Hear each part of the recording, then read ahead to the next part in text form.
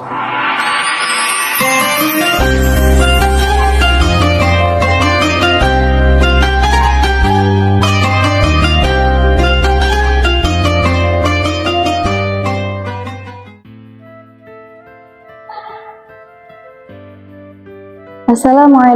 warahmatullahi wabarakatuh.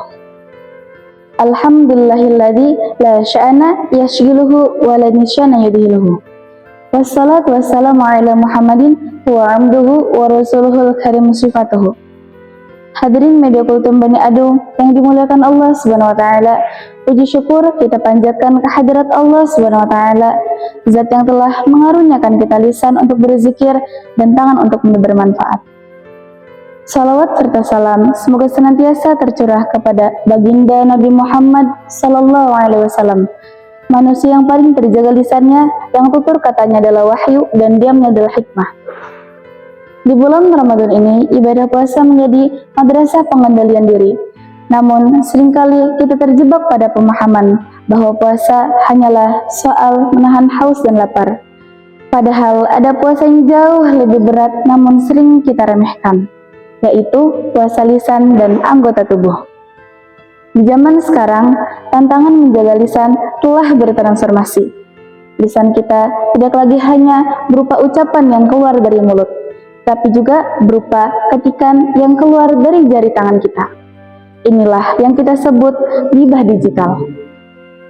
Hadirin media kultum Bani Adung yang dirahmati Allah SWT, mengetik komentar negatif, menyebarkan video aib orang lain, hingga bergunjing di grup pesan instan adalah bentuk ghibah yang jangkauannya jauh lebih luas.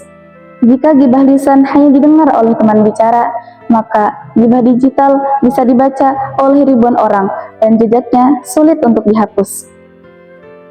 Puasa lisan di era ini berarti juga puasa jari-jari tangan dari mengetik hal-hal yang tidak diridhoi oleh Allah Subhanahu wa taala. Para ulama mengatakan bahwa memang ghibah tidak membatalkan puasa secara fikih. Namun, secara nyata, ghibah menghanguskan puasa pahala. Kita menahan haus dan lapar seharian, namun di sisi lain, kita memakan bangkai saudara sendiri melalui ghibah. Puasa kita pun menjadi kosong, hanya menyisakan lelah tanpa nilai di mata Allah Subhanahu wa taala. Mari kita perhatikan peringatan keras dari Rasulullah SAW tentang lisan dan puasa. Barang siapa yang tidak meninggalkan perkataan dusta termasuk ghibah dan perbuatannya, maka Allah tidak butuh pada upayanya meninggalkan makan dan minum. Hadis riwayat Bukhari. Hadirin media kultum Bani Adung, seharusnya kalimat ini membuat kita bergetar.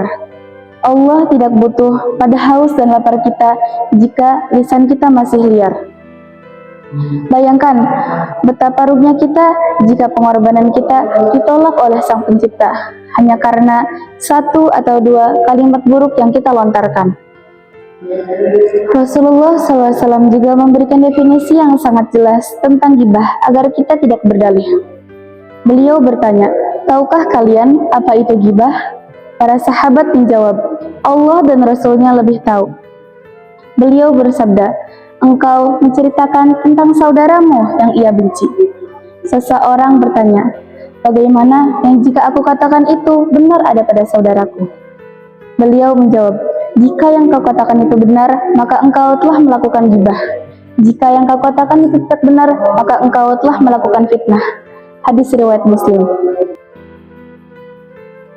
Hadirin media kultum Bani Adung yang berbahagia, agar puasa kita tidak menjadi puasa yang sia-sia, mari kita lakukan 3 hal di sisa Ramadan ini. 1.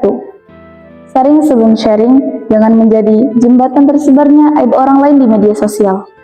2. Sibukkan diri dengan zikir. Lisan yang sibuk membaca Al-Quran dan beristighfar tidak akan memiliki waktu untuk membicarakan aib orang lain. 3. Mengingat aib sendiri. Jika kita merasa ingin membicarakan kekurangan orang, maka ingatlah betapa banyaknya aib kita sendiri yang masih ditutupi oleh Allah Subhanahu wa taala. Terima kasih. Wassalamualaikum warahmatullahi wabarakatuh. Wa akhiru da'wana alhamdulillahirabbil alamin. Wassalamualaikum warahmatullahi wabarakatuh.